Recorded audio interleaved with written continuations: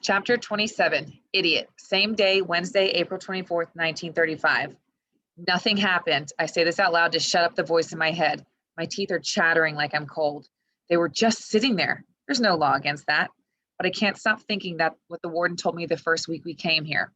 Some of these convicts haven't seen a woman in 10 or 15 years. I think you're old enough to understand what that means. I was only gone 2 minutes, 3 maybe, no more. No more, nothing happened. The words go round and round in my head like the wheels of a car rolling over the slats of a bridge. But it was more than 3 minutes, way more. I left right after the 3 o'clock whistle. I returned before the next. I was probably gone 45 minutes. No, I left way after the 3 o'clock whistle. It was only 10 minutes, no more. Calm down, I tell myself. Nothing happened. My mind flashes on the greasy-haired con holding my sister's hand. A sick feeling comes over me. My mouth tastes like curdled milk. I don't know what happened. I wasn't there. I'm so upset I hardly see where I'm going. Natalie is pulling back, trying to go slow. I tug her along. I don't care what she wants. We're almost to the west stairs now, and I'm not even sure how we got here. It's like I dreamed the distance. How did he know my name? How did he know what I was looking for? He had that ball with him. He must have known before. 105. That was a number that didn't make sense. Idiot. I am an idiot. Natalie must have said something the last time. The last time we were over here. Could that be? He must have left before I saw him then. Probably meant to today, but he brought the ball. Insurance, I guess. Figured he could buy me off. I grip Natalie's arm so tight it feels as if I'm holding bone. She tries to twist her arm away, but I'm not about to let go. Ever. She balks, stops, refuses to be half dragged when we both know that she follows just fine without this. But I won't give her even this much freedom. What's the matter with you? Don't you know the first thing about anything? I scream. Come on, can't you just walk with me for once? Almost there, almost there. I'm going to cry, and I sure as heck don't want to do it out here. I pray Teresa isn't waiting. I don't want to find her sitting outside our door. We turn the corner to our landing and my chest falls. Someone is there. Piper. Oh man, just what I need. Piper's hat is tipped to the side. She's watching me out of the corners of her eyes. You were chewing out Natalie. You were yelling at her, Piper says. I wasn't. Yes, you were. I heard you. You never yell at her. What's going on? She demands. I keep my mouth shut and stare at the doorknob, wishing I could get Piper out of the way. Piper looks at Natalie. Natalie is rubbing her chin on her shoulder faster than normal, as if she's upset too. Have I done this or was it 105? She seemed happy with that greasy-haired con, so it was probably me. Sweet Jesus, Piper whistles one long note. You found a ball. That's one of ours, isn't it? She holds her hand out to Natalie. Natalie can be very possessive with her things. She would never give anyone a rock or a button. I think Piper will be in for a fight, but no. Natalie plops the ball in Piper's hand, easy as can be. Where did you find it? I don't look Piper in the face. I feel like I held my sister hostage for that stupid baseball. I won't touch it. It's dirty. The last thing in the world I want is to tell anyone how we got it. And Piper is 10 times worse than just anyone. How could I have let this happen? 105, Natalie says. I say nothing. It feels like all the blood is draining out of my face. I'm lightheaded. Please, Piper, be as stupid as I was. Piper is frowning. She's trying to understand. Do not figure this out. Do not figure this out. 105 what? Piper asks. She pushes the brim of her hat back as if to see better. She is staring intently at Natalie. Natalie says nothing. Good, Natalie. We got to go inside. I touch the door. It feels good, that door. I can almost hear the sound it will make when it slams shut. Come on, 105 what? Is that how many places you looked? What? Piper asks. She's standing firm between me and their door. Her hands are crossed in front of her, and the frilly blouse she wore to school is tucked inside her overalls. Even as upset as I am right now, some part of me registers how cute she is. Because I haven't heard of a ball going over in months. I don't think you'd find one, Piper says. Thanks a lot, I snort. You could have told me that. You know I've been looking. I'm your babysitter now, too. Pocket? Natalie says, picking wildly at her shoulder. Pocket? Piper asks me. Usually I don't like when people talk to Natalie through me. I'm not a ventriloquist and Natalie isn't my dummy, but today I want her mute. She doesn't mean anything by that. I lie. Yellow buttons, Natalie says, taking 2 out of her pocket. Natalie's upset. We need to go inside. I try to edge Piper out of the way, but Piper isn't budging. Stop, Natalie. You have to tell me. Piper recrosses her arms in front of her chest. She's pulling rank. Only Natalie couldn't care less whose daughter Piper is. 105, Natalie says. 105 buttons? 105 buttons, Piper squints. She looks at Natalie, then me, then Natalie again. A big, slow smile pours across her face. Oh, sweet Jesus, you don't mean. I twist the knob and try to knee open our door. You got a con to give you a ball, didn't you? How did you do that? And who the heck is AZ 105? Someone on the dock? I have to know. I have the door open and I'm trying to pull Natalie inside while keeping Piper out. Was it a waiter at the officers club? Was it? Natalie, come on. Wow, Moose, I never thought you'd do something like this. She smiles big. My insides boil up and I barely restrain myself from slugging her. I push Natalie inside our apartment, then I try to get past Piper. What did you give him for the ball? Piper asked. I've got my shoulders in and I'm trying to close the door now. If only I can get Piper's fingers out of there. Come on, you must have given him something, Piper asked. Move your hand and shut up, I cry. This is amazing, Piper says, her eyes glowing.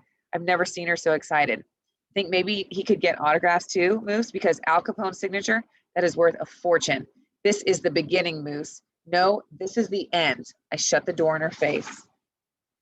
28, tall for her age. Same day, Wednesday, April 24th, 1935. The thing to do is to come clean. Talk to my mom, talk to my dad. Tell them. They'll understand. It was an accident.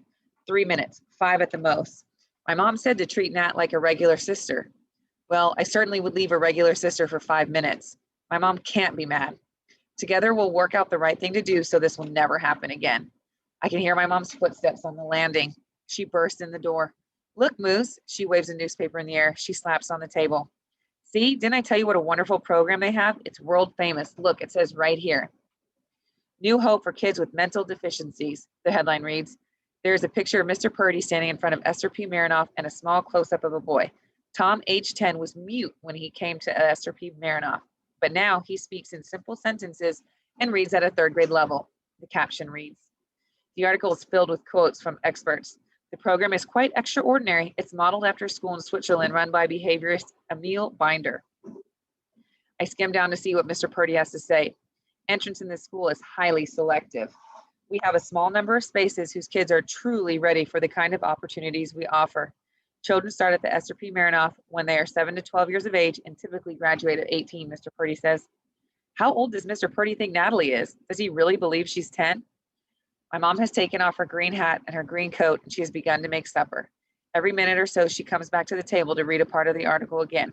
It's as if the newsprint is warm and my mother's hands are very cold. Natalie's on the living room floor reading my math book like it's the newspaper. Mom, I need to talk to you, I say. Okay, honey, she smiles. Can't wait to tell your dad about this. And do you know what else? My mom claps her hands. Mrs. Kelly says Natalie is really improving.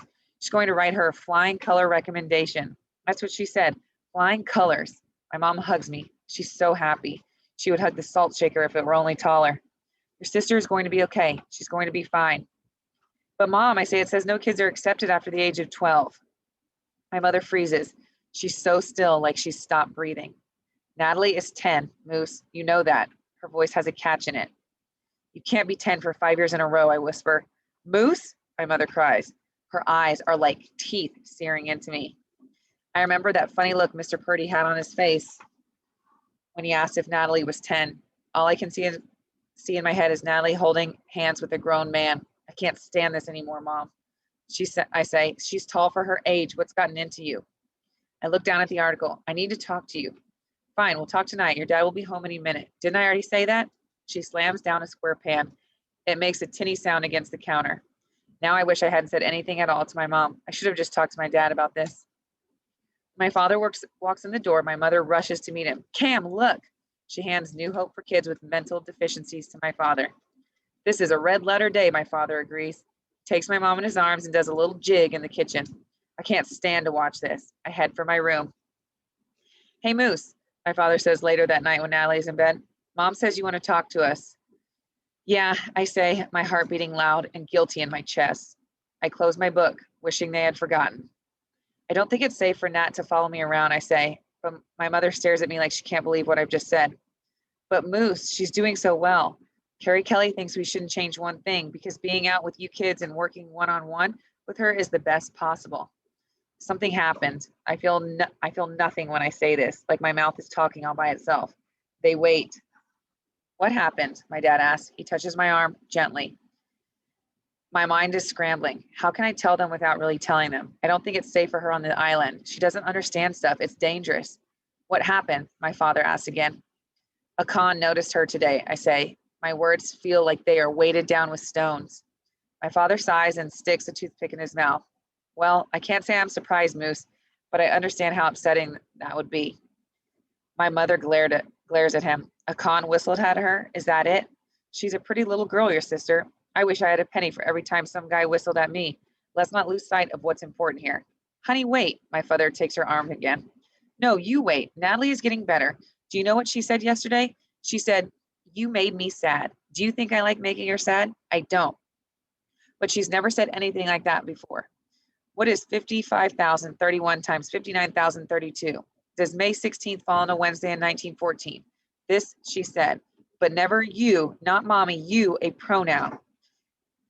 I've been trying to get Natalie to use pronouns her whole life and feelings. She said something she felt. Natalie is communicating with us. This is so important.